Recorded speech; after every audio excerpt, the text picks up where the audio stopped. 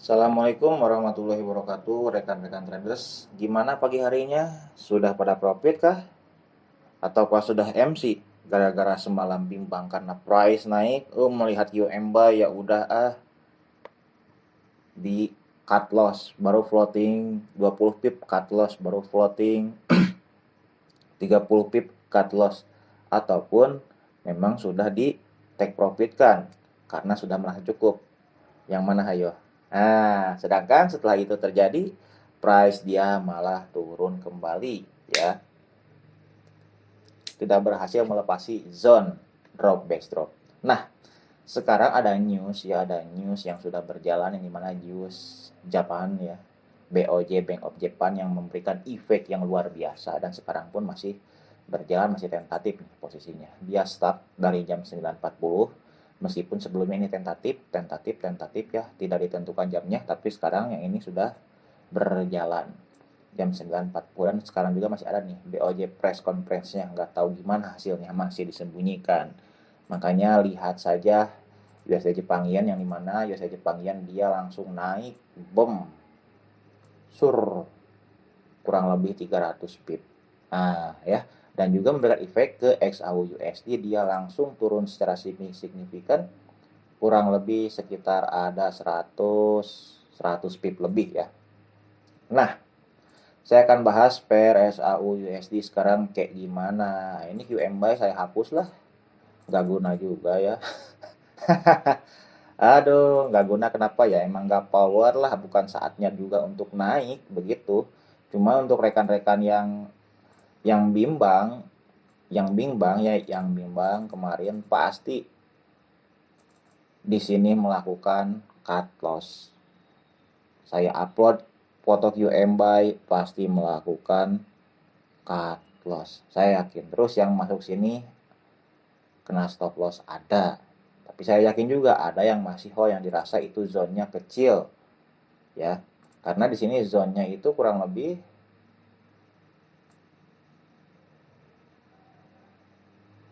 zone aslinya itu 30 pip pas. Price floating ini kurang lebih sekitar 34 pip. Kalau ditaruh stop loss 37 sampai 39 pip atau sampai 40 pip, which is ini masih good ya. Kenapa? Karena dia belum melepasi. Pada saat dia naik, dia tidak melepasi, dia malah melakukan rejection ke bawah ya. Tidak lepas. Dia tidak lepas di atas zone drop base drop. Enggak lepas. Dia hanya close di sini.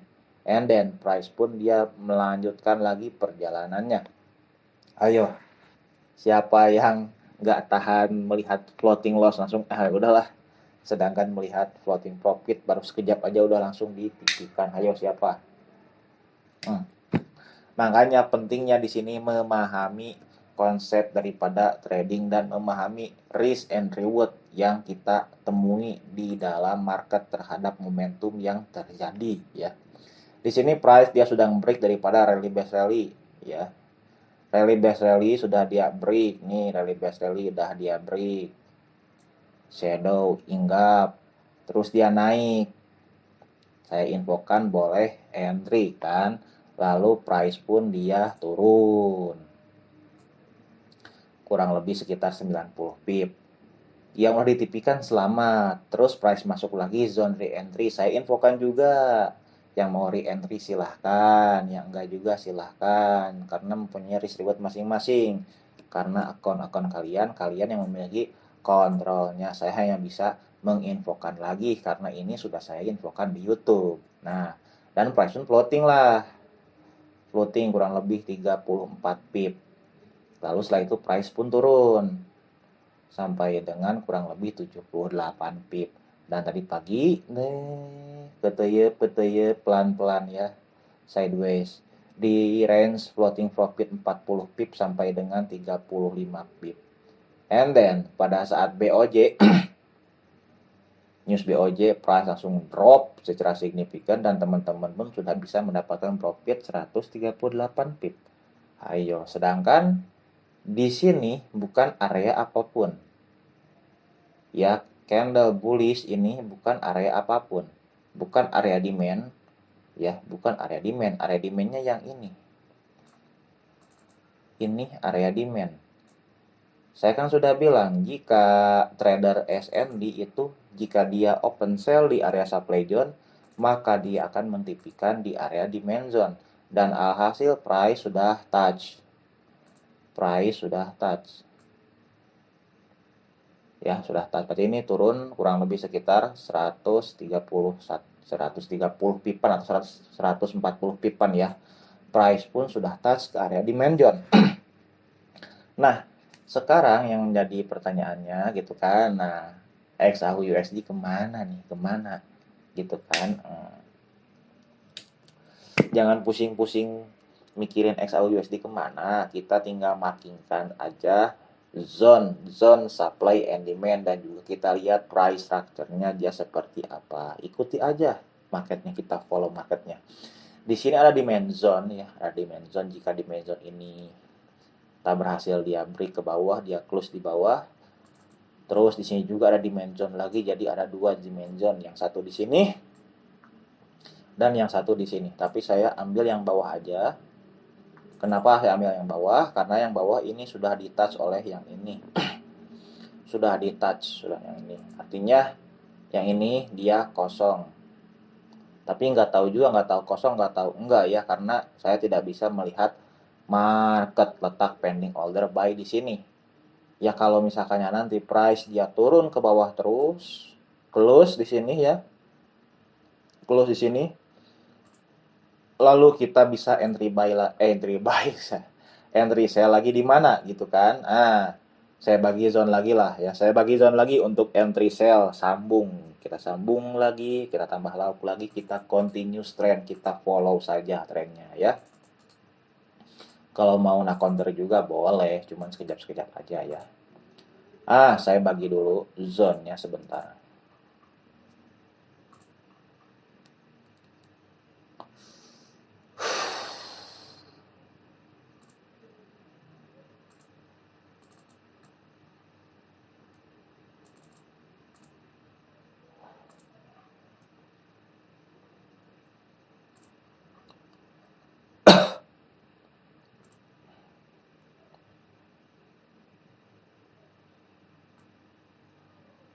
Di sini saya melihat ada candle bearish engulfing.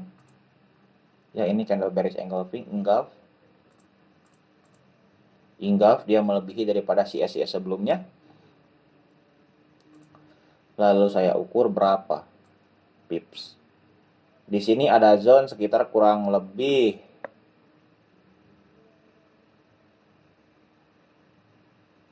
16 pip. 16 pip mau nggak masuk? Kecil loh, nggak usah dikecilkan lagi. Kalau menurut saya udah kecil nih. Tapi kalau mau entry silahkan di sini. Entry di sini silahkan, nggak apa-apa ya. Which is ini masih good. Jangan tanya power gak power. Ini zone sell. Sell zone fresh boleh di sini. Nah, ini saya kesinikan lah. Ini juga sekarang sinikan. Nah, ini entry zone sell yang dimana ini ada candle bearish engulfing ya.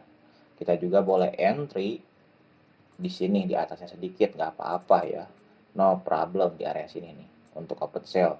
Kalau di area sini berarti zone-nya kurang lebih ini sekitar 10 pip. 10 pip kecil ya. Belum dikecilkan aja sudah kecil, apalagi dikecilkan ya. Nah, kita tinggal tunggu saja price dia mantul di daerah mana. Terus kalau misalkannya mau open posisi buy pun silahkan. Ini kan demand zone, ini kan demand zone. Tapi make sure lagi, ini ukur lagi berapa zone-nya. Di sini ada kurang lebih 36 pip, artinya taruhlah stop loss-nya 50 pip, lalu tipikanlah di sini. Ini tipikan sampai sini itu sudah 130 pip. Sudah bagus dengan risk yang kecil 40 pip dan reward-nya besar 130 pip. Itu pun jika terjadi. Ya, jikalau price dia sudah turun sampai sini, ya katakan turun, terus katakanlah mantul dulu, dan tak sampai ke zone sell zone bearish engulfing, dia malah terus terjun ke bawah, artinya kena stop loss. Berikut juga, jika memang terjadi apa yang saya sampaikan, price turun, sampai sini, and then price pun naik sampai area zone sell, lalu tiba-tiba di sini dia membuat yang namanya rally, base rally, dan break lah ke atas. Bisa jadi juga, siapa yang tahu ya, karena saya juga tak bisa melihat letak order sell dan juga tak bisa melihat letak order buy, yang dimana letak order itu yang besar, yang big money ya. Saya nggak bisa melihat ya. Yang bisa melihat mungkin broker ya, dan juga big trader di luar sana. Nah, di sini saya hanya bisa menyampaikan saja bahwa XAU USD dia sedang melakukan penurunan, yang dimana sini ada high lower low, signal awal pertukaran tren, lalu price masuk, belum masuk ke area QM sih, QM sell belum masuk dia ya, belum masuk, tapi dia sudah menyentuh supply zone-nya, and then dia turun membuat lower low. Artinya apa? Low di sini di break lagi oleh lower low dan membuat lower low. Nah, artinya membuat low yang baru.